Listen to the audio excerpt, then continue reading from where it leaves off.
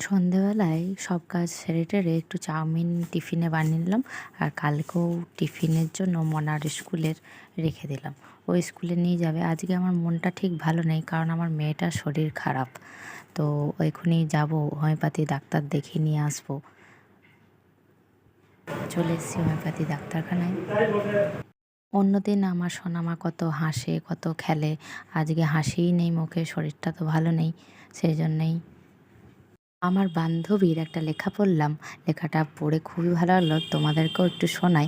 ব্যর্থতা মানে ব্যর্থতাই, সেটা কী কারণ হয়েছে, কেন হয়েছে, কেউ জানতে চাইবে না। ব্যর্থতাটা সবাই নেবে না, কিন্তু সফলতার ভাগ সবাই নেবে। রান্নাঘরে চলে এসেছি, দেখো আজ রান্না হয়েছে ডাঁটা আলুর তরকারি, এদিকে আলু ভাতে উচ্ছে ভাজা, অনেকে করলাও বলে, এদিকে বড়া ভাজবো গরম গরম, আর মাছ ভাজা, আর মুসুরির ডাল, আর মা করেছে ওই ভেন্ডি আলু টমেটো দিয়ে একটা টক।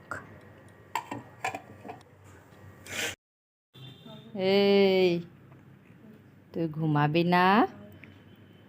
সারাক্ষণ ধরে কি ভালো লাগে তোকে দিয়ে? ঐন্দ্রি, এ পেচিমুখি।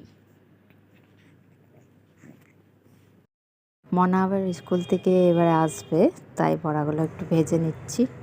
ও বলে যে বড়া আগে তুমি ভাজতে পারতে না, এখন তুমি ভাজতে শিখে গেছো। সবই শিক্ষা কিন্তু আমার এই শ্বশুরবাড়িতেই। চলো আজকের মতন ভিডিওটা এ পর্যন্তই, টাটা।